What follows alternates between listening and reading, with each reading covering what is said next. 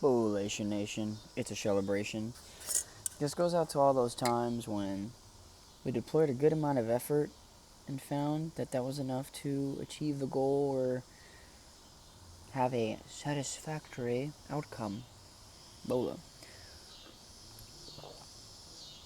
The reason I bring that one up today is because I have discovered, specifically in fitness, that a lot of people will get into the science of lifting and tension on the muscle, pec insertions, bicep insertions, how long your femurs are, a bunch of other nonsense and noise to kind of excuse them from going into the gym or from staying away from certain movements. It's like, well, I don't squat because I don't have optimal femur length. Yeah, that would matter if you weigh maybe 180 lean, 8% body fat, and you're trying to squat 3.5 to 4 times your body weight, bro. It means you're going to have to do a little extra work because you don't have optimal femurs. But that's at like the highest level of performance. A lot of people forget where they are when they start things, whether it be with their new business, dating, the gym, and they look at themselves and say, oh, well, I'm not adequate enough because I can't do this. Bro, you haven't even ran a mile once in your life. How do you know that anything that's on your body or the way you are is even going to affect anything you're doing that you've never done before? Right? And a lot of the times, putting in a little bit of extra effort helps you discover that the thing that was challenging you initially is actually beneficial for you. Well, actually, my longer femurs help me with this thing that I'm actually more interested in doing as a movement. And now your quads look crazy. You wouldn't have found out about that if you shut your mind up about how you are and just deployed effort to find out what you're actually capable of. A lot of people will try to undermine themselves by looking at their shoulders or, their mobility. Like, dude, I've dislocated both of my shoulders. And I broke my collarbone. So I've had to do a lot of very specific exercises and be very intentful with how I move them to make sure that I use all the little muscles that help secure my rotator cuffs and make sure that they don't just pop out on me while benching. Right? There's a lot of intention that goes behind making sure I don't hurt myself because of my previous experiences. After my collarbone break, it would have been really easy to be like, you know what, bro, my body's been through enough. I'm happy with how I got. I had a physique that, 95% of the world, and maybe even less, or like at like the 99th percentile, like I'm okay with that, man. That's when I peaked and I'll just retire. No, dude, I understand that it was just a hurdle that I had to overcome after breaking that, but it took effort. I could have easily said, well, now, because my my anatomy is compromised because of a break or with an internal fracture, I'm not going to be able to perform like I normally did if I was premium, super uber calcified bones that never broke. No, dude. I'm out where I got my lifts now are heavier than they were before I broke my collarbone.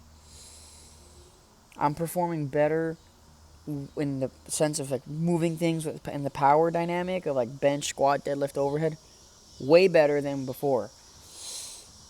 I'd say all of my lower body lifts because my deadlift was doing pretty good. But my deadlift has skyrocketed compared to before the break.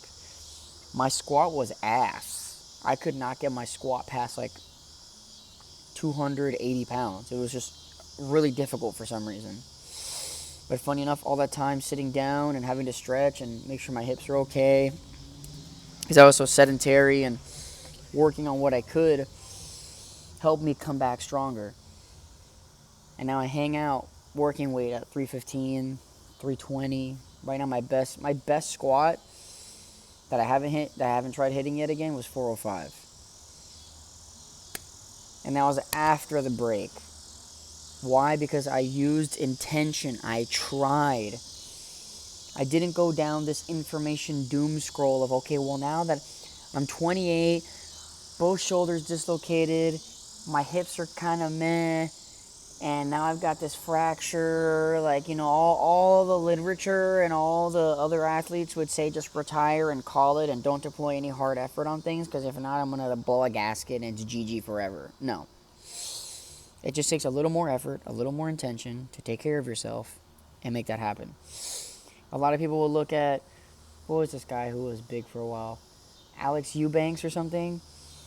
And some people were like, dude, guy has pec insertions given to him by God himself.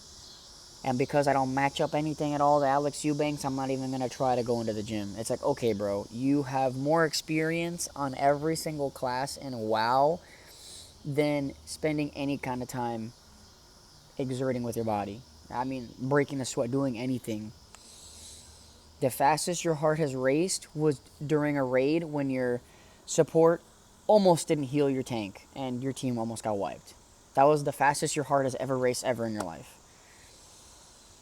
And then you're going to compare yourself to a very high-performing gym athlete. Are you serious? You're nowhere near that, dude. Just like I'm nowhere near somebody with like knowledge of WoW and raid mechanics. I'm not going to be like, well, because I don't understand all these crazy like abilities and formations and whatever, like I'll never be able to play it. No, if I want to put in the time and effort to learn what my role's position is and what abilities I should have and what gear to do certain activities, I can enjoy that. But if you're going to count yourself out because you don't have a genetic disposition that helps you, or you just don't have like the focus for it, you have like executive dysfunction, and that's why you can't maintain a proper routine to go into the gym and start leveling yourself up, you're just scared to bet on yourself. Because all the other things that you've naturally enjoyed that just get your effort because you like them, you do well in. But then the things that you actually know are good for you, when you're scared to put in the effort and then fail because you don't align those things to your personality. You don't correlate yourself with having a good physique. You don't correlate yourself with being financially successful. Or you don't correlate yourself with doing really well in the dating market. And because those things are outside of your personality, mentally, you shove yourself out of them from doing any kind of effort towards them. Take a bet on yourself for once. Actually try. Just win. What if you tried and you won? Or what if you tried and you almost won? Then you get some data, figure out what didn't get you across the finish line, and then go across 2 finish lines now. Because you almost made it, so now you know how to make it and how to go even further than the last time.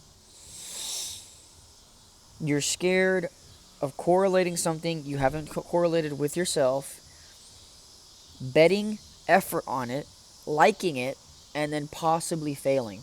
The funny thing is, if you structure yourself to get better at something and you keep putting time into it, you are inevitable. You inevitably win at it.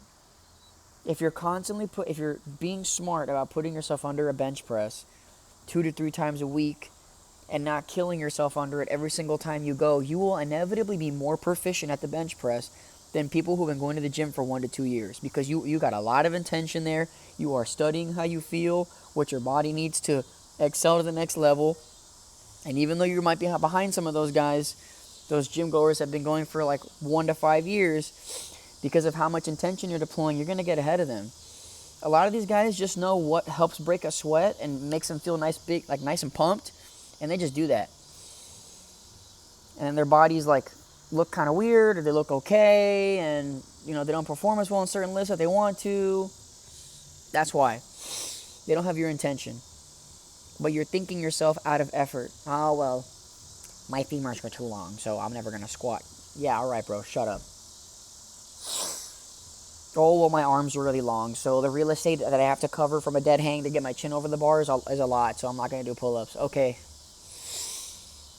You need to have the switch in your mind that the other things in your life that you've succeeded by deploying even just a little bit of effort in, the gym works the same way. And the coolest part is your body is the result sheet, and it can only look and perform better.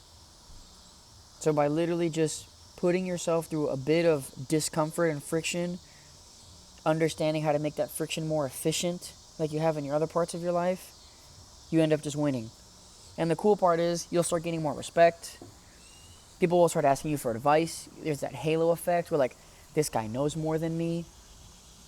And if you're already the kind of person that has, like, promotions and does well in the intellectual realm of society, then now you're hitting a double whammy, bro. People already knew you were intellectually disciplined and on top of things, but now you're physically disciplined and on top of things. So you're outperforming 80% of the people around you, probably more. You're going to get a lot of success when that happens.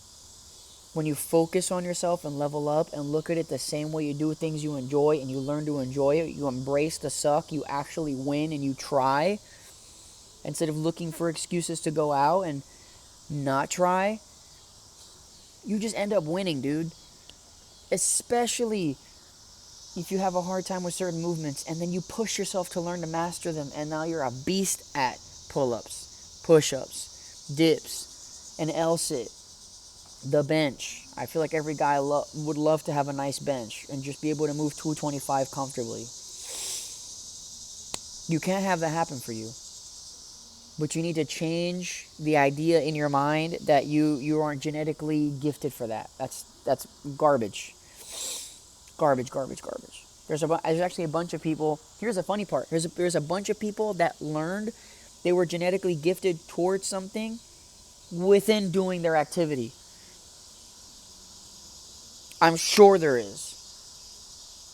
Or when someone was like, fuck it, I'm going to give this a shot. And then just giving it a shot, they find out they're disgusting at it.